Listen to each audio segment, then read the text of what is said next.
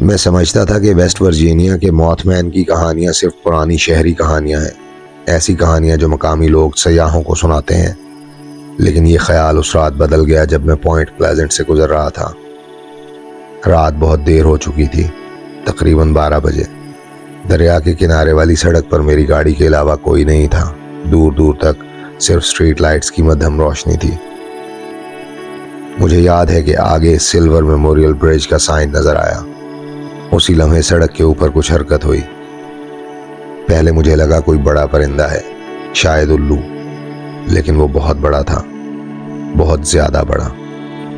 وہ میری گاڑی کی لائٹس کے سامنے سے گزرا اور سڑک کے کنارے ایک بجلی کے کھمبے پر جا بیٹھا۔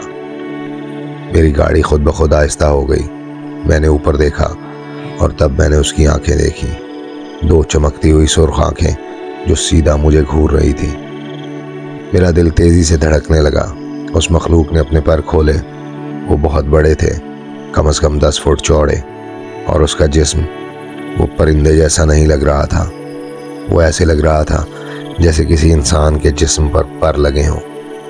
پھر اس نے سر جھکایا، اب بھی سیدھا میری لائٹس کی طرف دیکھتے ہوئے، اور اچانک وہ ہوا میں کود گیا، سڑک سے دور نہیں بلکہ سیدھا میری گاڑی کی طرف۔ میں نے فوراً بریک لگا دی، ٹائروں کی چیخ سنائی دی اور میری گاڑی سنسان سڑک پر رک گئی۔ ایک لمحے کے لیے وہ مخلوق میری گاڑی کے شیشے کے اوپر اندھیرے میں غائب ہو گئی۔ میرا دل زور زور سے دھڑک رہا تھا۔ پھر اچانک میرے پیچھے سڑک پر کچھ بھاری چیز گری، دھم۔ میں نے فوراً ریئر ویو مرر میں دیکھا اور وہ وہاں کھڑا تھا، سڑک کے بیچوں بیچ، لمبا، کم از کم 7 فٹ۔ اس کے پر اس کے جسم کے گرد ایسے لپٹے ہوئے تھے جیسے کوئی چادر ہو، اور اس کی آنکھیں اب بھی اندھیرے میں سرخ چمک رہی تھی۔ وہ بھاگا نہیں، وہ اڑا بھی نہیں، وہ بس میری گاڑی کو گھور رہا تھا۔ پھر اچانک وہ ایک بڑا قدم آگے بڑھا۔ میرے اندر کا خوف جاگ گیا۔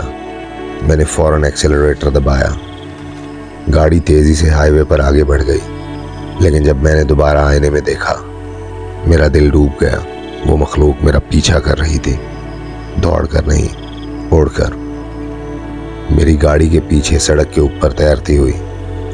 اس کے پر سڑک پر سایوں کی طرح پھیل رہے تھے۔ وہ سرخ آنکھیں اب بھی میرے ریئر ویو مرر میں تھیں۔ میری رفتار بڑھنے لگی، 50، 60، 70 میل فی گھنٹہ، لیکن وہ پیچھے نہیں رہ رہا تھا، بلکہ وہ قریب آ رہا تھا۔ پھر اچانک میری گاڑی کا ریڈیو خود بخود چل پڑا۔ شور کے درمیان مجھے ایک بگڑی ہوئی آواز سنائی دی، بمشکل سنائی دینے والی، صرف ایک لفظ سرگوشی کرتی ہوئی، برج۔ ریڈیو بار بار ایک ہی لفظ دہرا رہا تھا، برج، برج، برج۔ میرے ہاتھ سٹیئرنگ وہیل پر سخت ہو گئے۔ آگے اندھیرے میں مجھے سلور میموریل برج کی لائٹس نظر آنے لگیں۔ وہ مخلوق اب بھی میرے پیچھے تھی۔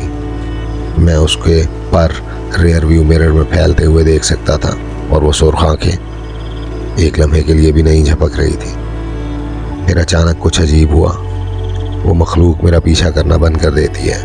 وہ مڑی نہیں، وہ غائب بھی نہیں ہوئی، وہ بس ہوا میں اوپر اٹھ گئی اور سڑک کے اوپر معلق ہو گئی، جیسے کسی چیز کا انتظار کر رہی ہو۔ میری گاڑی پل کی طرف بڑھتی رہی۔ ریڈیو اچانک خاموش ہو گیا۔ دریا کے اوپر دھند اور گھنی ہو گئی، اور جیسے ہی میں پل کے آغاز پر پہنچا، پل کی تمام لائٹس ایک بار ٹمٹمائی۔ پھر سب کچھ اندھیرے میں ڈوب گیا۔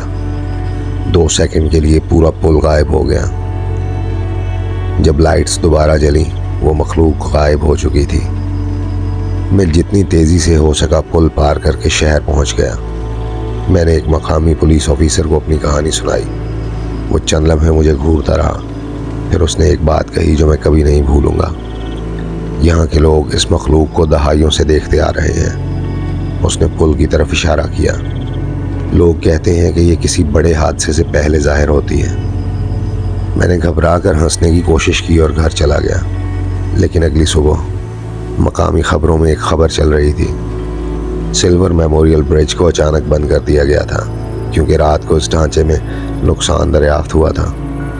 اور جب میں نے ٹی وی پر سیکیورٹی فوٹیج دیکھی، میرا خون جم گیا، کیونکہ پل کے اوپر لگے کیمرے میں صرف ایک فریم کے لیے آسمان میں 2 سرخ آنکھیں چمکتی نظر آ رہی تھیں۔ پل کو دیکھتی ہوئی